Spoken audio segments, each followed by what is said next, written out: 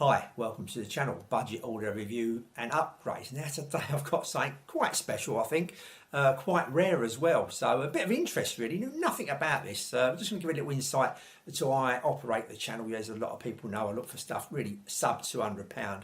Some budget items I've got, it doesn't matter what I buy really. I just put in a cheap bid on eBay or cheap, look around cheaply. As long as it's cheap that I can get it, have a review, have a tinker around with it, something like that, have a listen. And sell it on, I'll not lose a lot of money because obviously you've got buy and sell, you've got postage and all that kind of stuff, fees, etc. I don't want to lose a lot because I want to keep buying stuff. If I start losing big chunks, obviously I'm only going to get something every now and again. I'm not a charity kind of thing.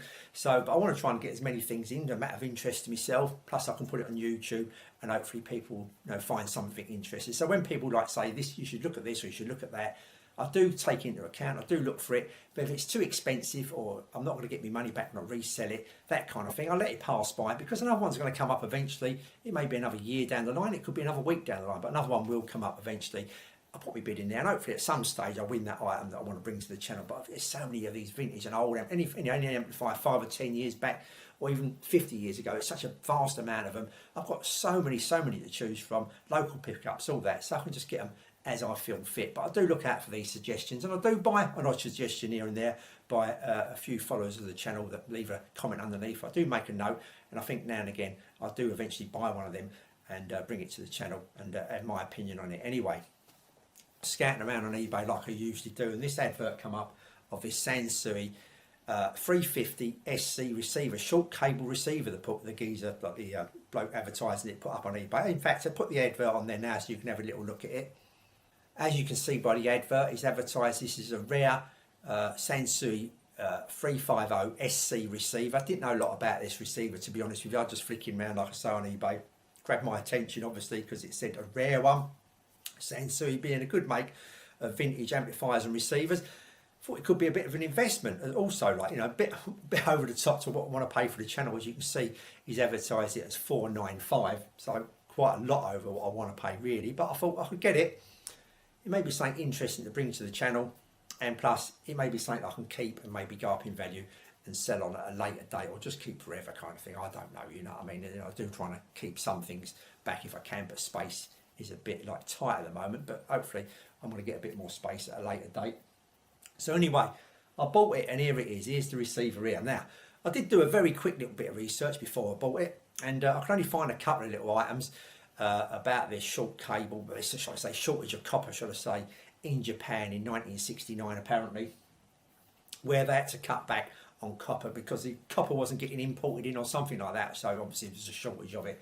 They had tons of other stuff, I should imagine, being made by copper, etc. But everywhere they can cut back, I suppose, they're going to save amount of copper over a period of time or whatever. You're going to start saving, like putting a penny in a piggy bank every now and again. At the end of the year, you saved a quid or something. But you know what I'm saying, what I mean? You're going to save something. It's, as you go along, every bit counts kind of thing. So anyway, I bought it and it's arrived. Like I say, I didn't really find out a lot of information on the internet about it. I found this old Hi-Fi magazine from May 1969, I think it was. Here, I don't know nothing about this magazine at all, but I couldn't find any more information inside. But as you can see on the front cover there, it says, I think, I can't remember the exact wording, but Japanese Japanese copper cable or copper shortage affecting Hi-Fi. It would be nice to read that article and see exactly what they meant inside, but I couldn't find any other pages of the magazine at all anywhere. There's a few little very small bits and pieces, and they've been phoning up a few people, etc. if anyone knew anything about this. And there's a bloke in where is it? Let's get this right. It's a bloke in Portsmouth, where my wife comes from, that I went down and bought. He had a few little bits and pieces, and I bought that Pioneer KX 636 rather than the SX 636. This is a KX 636, and he says he gets hold of a few little rare items here and there, and that's a pretty rare receiver as it goes. Not many of them KXs about that I've got. I've done a little video. I'll put a link at the top if you want to see that. I give him a tinkle, and he did say to me he did hear something about that, but he's never actually seen anything in person. So I was like saying, I'm pretty pleased to get this. And yeah, apparently, I think, reading bits and pieces I've seen and people I've spoke to and whatever, and the gist of what I'm getting as well, because there's no actual thing concrete on the internet about this. And anyone knows anything about this at all, or any more articles or any links anywhere, I'll be interested to look at it myself, and maybe a few other people was. Leave a link in the bottom in the description, obviously. So yeah, apparently they had to cut back. Obviously, they couldn't cut back on the transformer and certain parts in the receivers that give out the wrong voltages and etc. etc. So one place where they could cut back is, as you can see, about using extension lead here. They did cut back was actually in the wiring. You know, the cable coming out of your amplifier receiver back then. They would cut that to the shortest length, and I'll take it, it's about 14 or 15 inches, because this is how long this, if I just show you a couple of pictures of this actual cable here on the back of it, as you can see, I measured it there, it's about 15 inches to the tip of the plug kind of thing, so I should imagine that's how much it could be. Must have had a designated length, that was the maximum they could make. And also, flicking around the internet and that, I did find this, I'll stick a picture of that up now as well. This is the extension cable that someone was selling. And as you can see, these must have been made in 1969 or thereabouts, so when this copper shortage was, and this may have been sold in the black market or something like that. And as you can see, if you ever see one of them, these old Japanese extension cables, they go for a lot of money. Like you can see that one there's £1,000. So you know, things you don't realise, you know what I mean, things that come up and kind of baffle you sometimes, and that's one of them. But as you can see, I've got it all plugged in. I've had to use an extension cable here to get it plugged in, because obviously this would be hanging off the wall. You plug it in, it'd be kind of dangling off the wall, not unless you put it up right next to a plug socket or something like that. So yeah, there it is, it's all turned on. I'll do a review of it at some other stage, but I just wanted to bring, like I say, this little article really, this interesting, you know, thing that I never knew anything about, and maybe not many people know about this. So like I say, if anyone's got any comments or anything about it, obviously put it in the bottom. So anyway, I'll turn it off.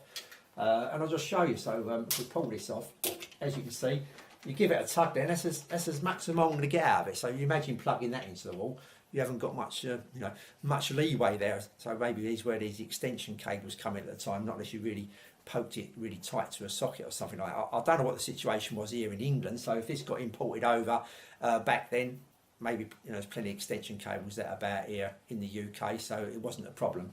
And obviously you could always, take the plug off or cut the wire, not cut it anymore, but put an extension on there with a couple of blocks or some tape, etc., and extend it. If you really wanted to, I suppose you could cut it and rewire it completely, I suppose, completely rewire it once you've got it here in the UK. So anyway, that is it. That's all the video's about today. Like I say, just a little bit of an interest here. Something I never knew anything about, and I thought I'd maybe draw it to your attention now. That back in 1969, apparently, someone did tell me this went on from about April in Japan to about the fall, whenever that was. So I should imagine that'd be September, October, something like that. So there you go. That's a little interesting video, hopefully, about these SC, well, they had SC written on the back, short cabled receivers. I should imagine they've done amplifiers, etc., other bits and pieces like that as well. Until the next video, I'll say thanks for watching, and I'll see you all soon.